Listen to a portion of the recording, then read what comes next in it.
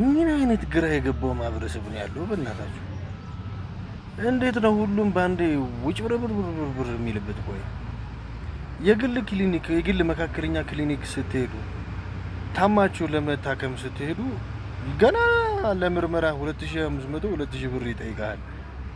ከእንደገና ደግሞ ከምርመራ በኋላ ደግሞ ለላብራቶሪ ለምናምን ብሎ ደግሞ 2000 3000 4000 ምናምን ይቀበላል። ወደ 5 6000 ብር ትከፍላለህ።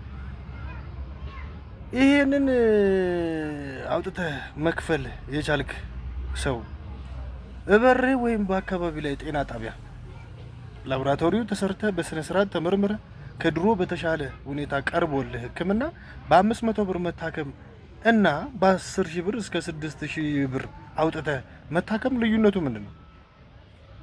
እዛም ሐኪም ነው የግል ስለሆነ የግል ስለተባለ ነው። ይሄኔ እኮ ላብራቶሪያቸው አይሰራም። ይሄኔ እኮ ምርመራ ያደረገልህ ለትንሽ መድኃኒት ተመላልሰህ መርፌ እንድትወጋ እንድትታከም እያደረገ እያጭበረበረ ቢሆንስ? ገንዘብህን እየበላ ቢሆንስ? በዛው ላይ ደረሰኛ ሰጠህ።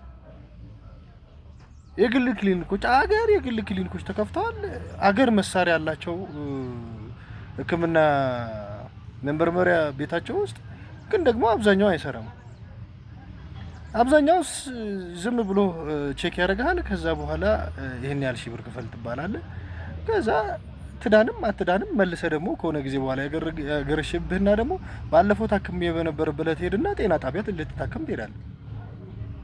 ምንድነው ውጭ ብርብር ያለባችሁ? ቆይ እናንተ ተገልጋዩ ነው እንጂ አገልግሎት የሚሰጥህማ በቃ ቢዝነሱ ነው፣ ሽቀላው ነው፣ ገንዘቡ ነው። ማንም ሀይ የሚለው የሚጠይቀው ስለሌለ እንደ ልባቸው የግል ክሊኒክ፣ መካከለኛ ክሊኒክ፣ የጥርስ ክሊኒክ ምናምን ብሎ ከፋፍቶልሃል። ማስታወቂያ እየሰራውላቸው እንዳይመስልህ።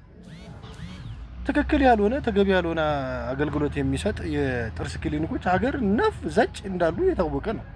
የሚጠይቁ ብርና ደረሰኛ አይቆርጡልህም።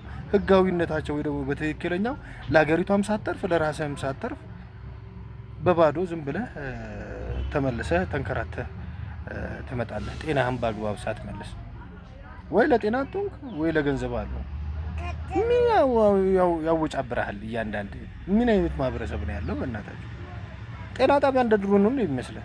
እኔ የጤና ጣቢያ ወይ የጤና ባለሙያ አይደለሁም፣ ግን ጤና ጣቢያ ስትሄድ አነስተኛ ክሊኒክ አነስተኛ ህክምና ዝም ብለው እንደ ተራ አገልግሎት ምናምን የሚሰጡ ነው የሚመስለው። አሁን ቁጥጥሩ በጣም የሚገርም ነው።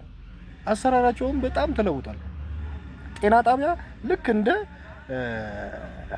መካከለኛ አይደለም ከፍተኛ ሆስፒታል ብትቆጥሩት ነው የሚሻለው። አብዛኛው ሰው ሄዶ እየዳነ ነው በስነ ስርዓት።